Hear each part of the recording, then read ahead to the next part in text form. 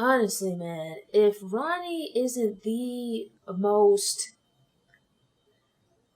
greatest example of a family member being entitled and ungrateful, I don't know who is, because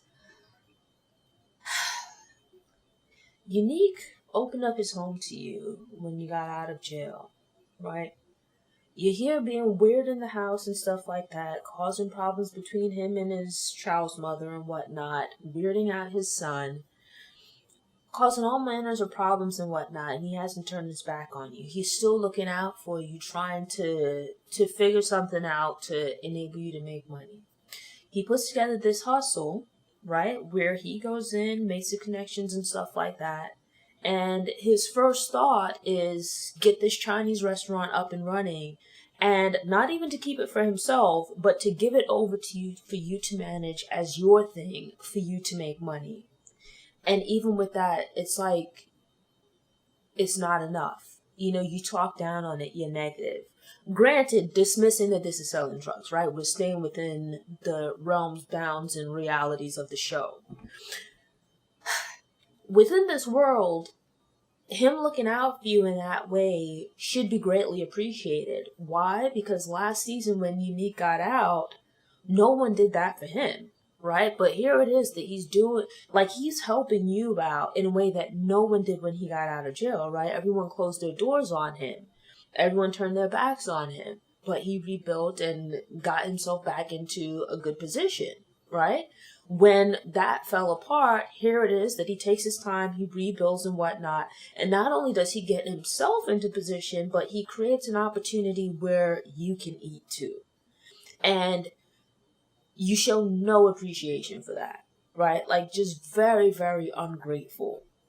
And every time you turn around, Ronnie's got some kind of a complaint or he's causing some kind of problems. He's like the poster child for family members who are forever in need, forever in some kind of drama, forever have some kind of emergency or whatever going on. You help them out, but then they constantly complain that no one ever does anything for them, that no one ever relies on them. And it's like, he's so, again, this thing going back to him being operating from a very emotional place. Here it is that you have this Chinese restaurant, free and clear, no one else in the mix, no one any the wiser and whatnot, off the street, where you should at least be able to operate for a while without the cops catching on, but yet he's completely fixated on RAQ.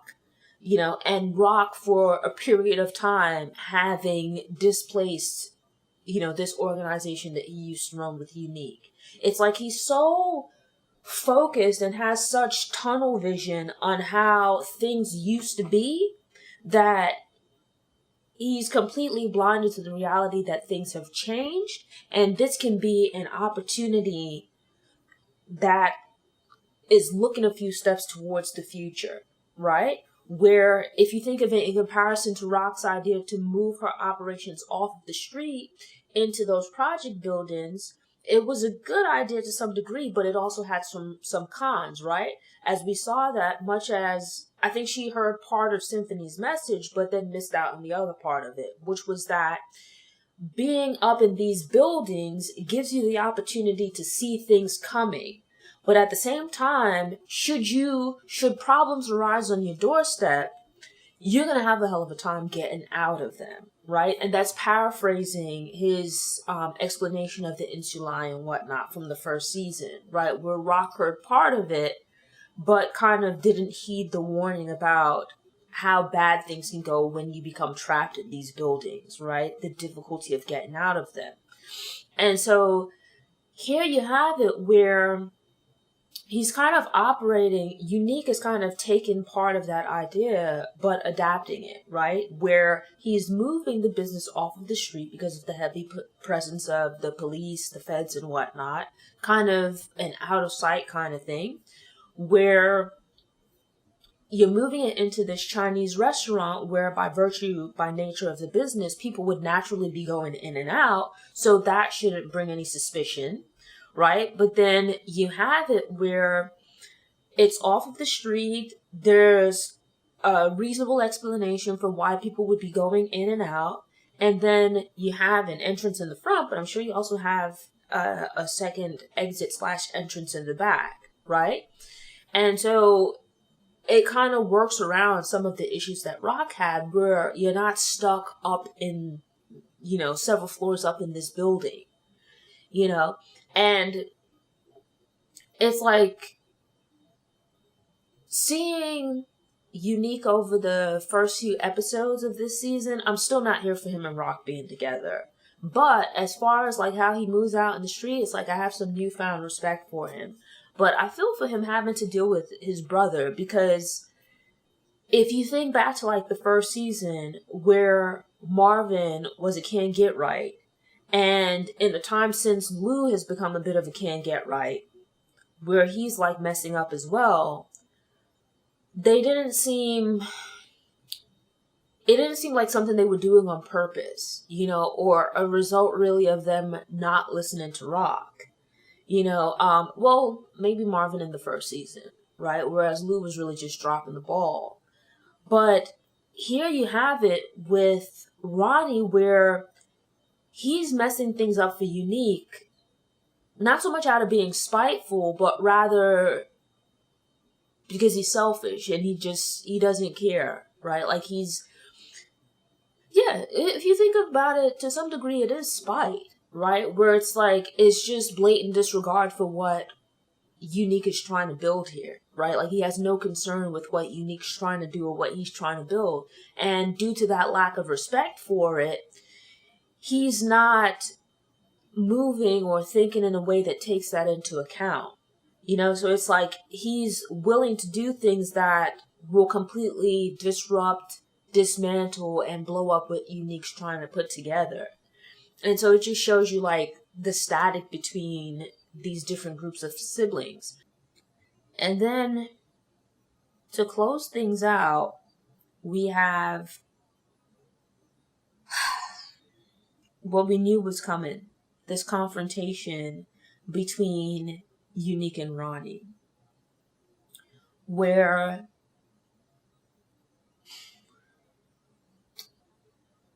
I didn't like Unique with RAQ, but I like the character of Unique. Next to RAQ, at least throughout the first season, he was like, Jukebox is probably my second favorite character.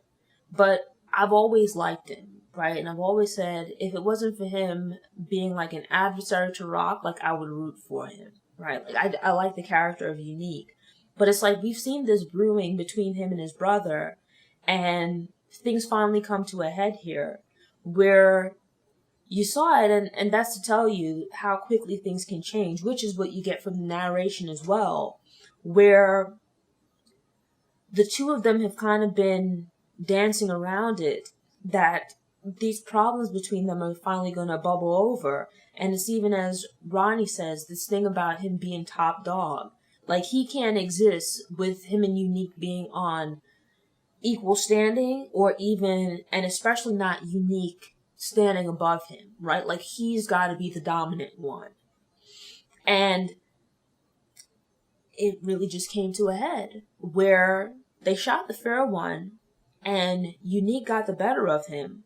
But it's like, if you think back to like the laws of power, with someone like Ronnie, I get it that Unique is still looking at Ronnie like this is his brother. And yes, during his conversation with Juliana, Ronnie stated that Unique was his brother and was going to always be his brother. At least at that point, he wasn't willing to do anything to him.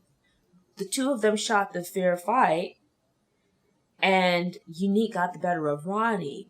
And it's like with the laws, the 48 laws of power, where with some enemies, you can't grant them grace, because you're always going to have to worry about them coming back at you. And I think that Unique has been underestimating Ronnie and just how cutthroat he is, where it wasn't enough for him to beat Ronnie in a fair fight. He granted him grace by leaving him alone and walking away from the situation. But we saw, Ronnie goes after him with, it looked like a pipe. It was a pipe, but I'm not sure what it was made out of, but some kind of metal pipe. And forgetting, really pushing aside that this is his brother, Ronnie violently attacks him. And it goes back to this thing of Ronnie operating on emotion, Ronnie not really thinking things through, that he ends up seemingly killing Unique. Going so far as to drive him out to some park or whatever it looks like and dumping his body. And it's like, and to tell, he throws him off the side of, like, I guess you can call it an embankment, I think.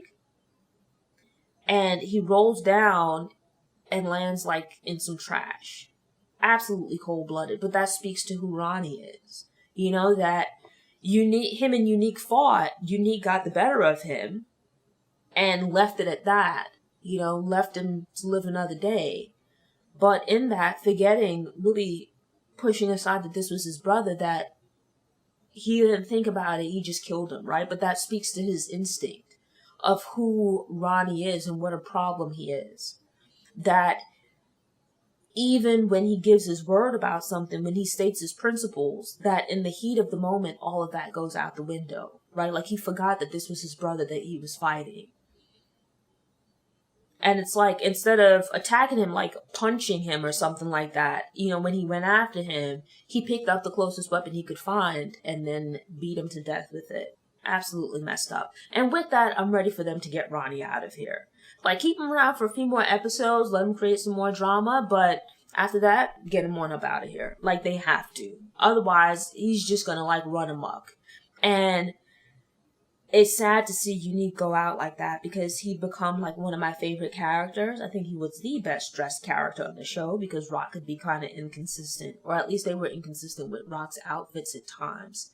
But from the very first episode to this episode, Unique's been on point with all of his outfits. So I give him that, as well as I think the character was just interesting, And so it's sad to see him go. I don't know if there's any way for him to come back from this, because I thought even with him, like, hitting him with the pipe and stuff, because he hit him in the back of the head, he hit him multiple times in the front of the head and whatnot, I thought that initially he might have just left him there to make it look like, oh, maybe someone came into the shop and they attacked him in there, but removing him from there and dumping his body, I feel like, that might be the end of Unique. I don't see him coming back from that.